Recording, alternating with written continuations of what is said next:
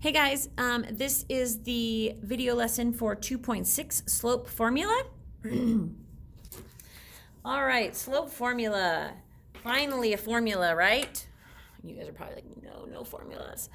All right, so to find the slope of a line using okay, let's just talk about how we've been doing it. We want to pick any 2 points on the line, remember, that fall like nice and neat in the back of a corner, right? We want to be starting at the point farthest left. We want to draw a right triangle. I kind of showed that in the last lesson too. So this one's already done it for us. So they picked this point and this point right here, and then starting on the furthest left, they drew up and then they drew over to make a right triangle. Okay, so we've got this example here. It says Sam created the triangle to the left and set up a ratio as 1 to 1/3. Meaning that that's what he thinks the slope of the line is. Look at the ordered pairs. Find another way Sam could find the rise of 1. Now remember, rise has to do with our y values, and run has to do with our x values. So when we're talking about rise, we want to look at this 4 and this 5 right here. And how could we come to the number 1 that he got up at the top up here? Hopefully you can see that if I was to take 5 and subtract 4, I would get 1. So 5 minus 4 equals 1. Okay. Now, when we're talking about, now it says, now look at the ordered pairs. Find another way Sam could have found a run of 3. So run has to do with our x values. So we want to look at the 0 and the 3 here. And we want to try and come up with 3. Well, hopefully you can see that if we do 3 minus 0, or even 3 plus 0, but think 3 minus 0, that's going to give me 3. Okay. Now, this is important because there's a formula, and this formula is all about subtracting these like we just did. So, since the slope is a ratio of rise to run, or my change in x, or my change in y over my change in x, I can use this formula to help me solve for slope. I haven't told you yet, m equals slope. Okay, so that formula is y sub 2 minus y sub 1. And these are just to indicate which y values we're talking about. We're not actually going to put a 2 and a 1 inside of our numbers here. Okay, over x sub 2 minus x sub 1. Okay, so let's try it. Now, some of you guys are going, what is she talking about? I mean, this is going to help you when we try it right now. This is going to help you. So we want to find the slope of the line that passes through the 2 points, 2, 3, and negative 6, 10. The slope formula is perfect for when you don't actually have the line graphed. Okay, if I don't have the line graphed and all I'm given is 2 points, I don't have any graph paper, I can't graph it out, this formula is perfect for finding slope. Okay? So we've got x sub 1, x sub 2, y sub 1, y sub 2. All you have to do is remember that this is x, this is y, this is x, this is y, and you just have to pick one to be the 1 and one to be a 2. So I'm just going to do right to left, or left to right. So this one's going to be my 1s, and this one's going to be my 2s. So x sub 1, I'm going to look for the first pair, the x value. So that's a 2. X sub 2, I'm going to go to the second pair and look for the x value. That's negative 6. Okay. Then I'm going to go, I want y sub 1. So I'm going to go to my first pair again, and I'm going to go to my y, which is value is 3. Then I've got y sub 2. So I'm going to go to my second pair and look for the y value, which is 10. Now, I can easily switch these and make this one 2 and this one 1, but once you're committed to one being 1 and one being 2, don't change them. Okay, like on the next question I can change this one to being a 2 and this one to being a 1, but once you've done it, just leave it. Okay, now my formula tells me to take y sub 2 and subtract y sub 1. So I'm just looking at my y's right now. I'm going to take the second one, which is 10. And I'm going to subtract, always subtract the first one, which is 3. Now 10 minus 3 is 7. Okay. Now, on the denominator part of my ratio, I'm going to take the second x and subtract the first x.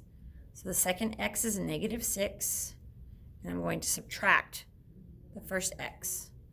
So negative 6 minus 2 is a negative 8. Okay?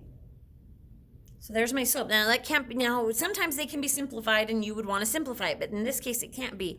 So this is just negative 7/8. That's my slope. It's that easy using these formulas. Now again, like I said, I could easily change this one to being a 2 and this one, I could have picked that. I could have made this one 2 and this one 1, and in the end I would have come up with the same number. Now the math here would look different, but I could have come up with this, I would come up with the same answer. And I'll show you that here in a little bit, okay? All right, so let's talk about this right here. So let's practice some more. So we want to find any 2 points that perfectly intersect the x and the y. Okay, so in this case, they've picked this one for us and this one. They've already picked them for us. Then what we want to do is we want to plug the chosen values into the slope formula. So this is the slope formula right up here. We're just going to plug them in.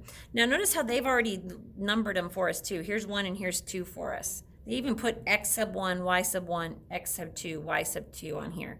So we don't even have to write them out like we did over here. But this is really helpful if you ever need to do this right here. Write that out, okay? All right, so my slope equals y sub 2, which if I look here is a 2, minus y sub 1.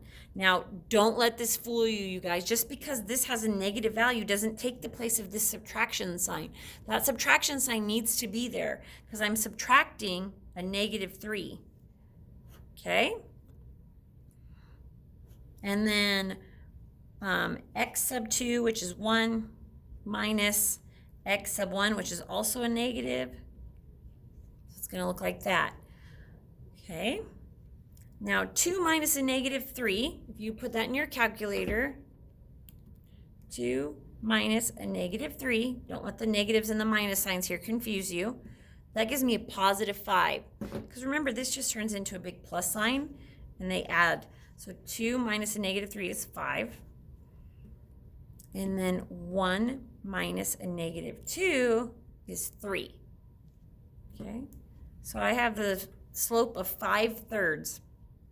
Now, so we've solved it. Now be sure it's in its simplest form, but leave it as a fraction, and in fact leave the fractions improper. So actually this is the best answer right here for us. It can't be simplified at all, and we want to leave it as 5/3. We don't want to make it 1 2/3. That wouldn't help us at all. So do not change to a mixed number. That would be silly. Okay, because this tells me to rise up 5 and run 3. If I have 1 2/3, that's not going to help me rise up and run. Okay, I need to leave it just like this. Okay, so let's talk about how some different slopes are, they're equivalent, and sometimes we just don't see it. So we've got 5/3 right here. So another slope that's equivalent to 5/3 is -5 over -3. Because remember, this is just a simple division problem, and a negative divided by a negative gives me a positive. So this one tells me to rise up 5 and run to the right 4. This one tells me to fall 5 and go to the left 3, which would still be on this same line. So I could rise up 5 and run 3, or I could fall 5 and go back 3. Okay, so it doesn't matter, they're on the same line. These are equivalent fractions and slopes. Some other examples would be this one. So let's take this example right here, this -7/8. So -7/8 is equivalent. Now I can move this negative sign. I can move it up with the 7, or I can even move it down with the 8.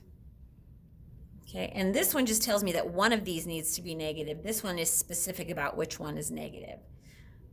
And that tells me which directions to go. Like this one tells me to fall 7 and go to the right 8. This one tells me to go up 7 and go to the left 8. This one tells me just change the direction of one of them, either going up or down or left or right. Whew, I feel like I've been talking a lot. Good heck. Okay, so there's that one. So now on to the next page right here. Okay, so this again says with partners, but since you're on your own, I'm going to do a couple of them with you, and then I'm going to leave the rest for you to do on your own. So what we've got here is, it says a graph line passes through the following points. Use the ordered pairs to find the slope. So again, you can pick this one to be 1 and this one to be 2, or you can pick this one to be your 2s and this one to be your 1s. It doesn't matter as long as you stay consistent. Okay, so in this case, since I picked this one to be my 1 and this one to be my 2, my x1 is right here. So x1 is 3, and my x2 is -5.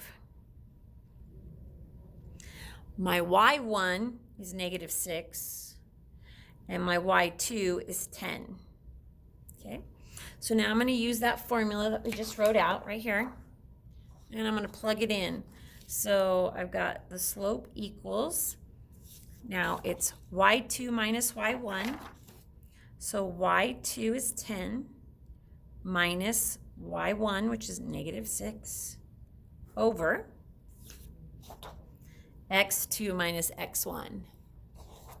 So x2 is -5 minus x1, which is 3. Okay, remember that that subtraction sign is always there, even if this number is negative. Do not substitute this negative for this subtraction sign. It's not 10 minus 6. It's 10 minus a -6. Okay, so 10 minus a -6, this becomes a big plus sign, and we end up with 16. -5 minus 3, so -5, and then I go backwards. 3 is -8. Now this can simplify. So I can divide both of these by 8, and I end up with 2 over -1. Now remember, I can write that negative out in front also. I don't have to write it down there with the 1. I can write it like that also. Okay, so these ones are equal.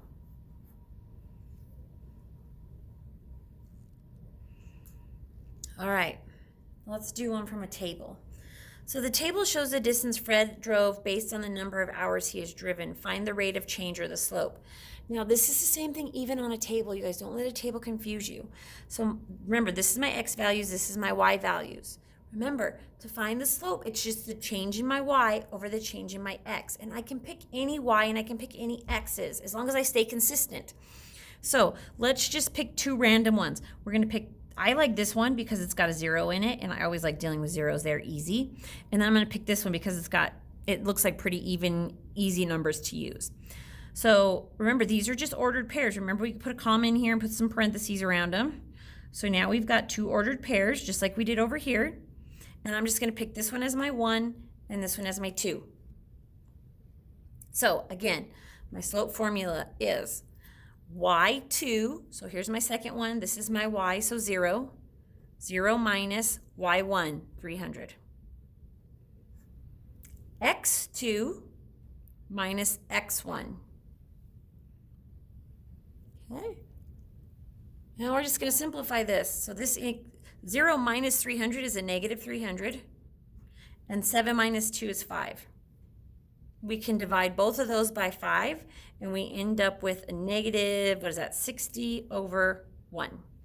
Now, this is a unit rate or rate of change, you guys, because it's got labels. So this is hours, and this is miles remaining. So technically what this is saying is every hour I have 60 less miles remaining.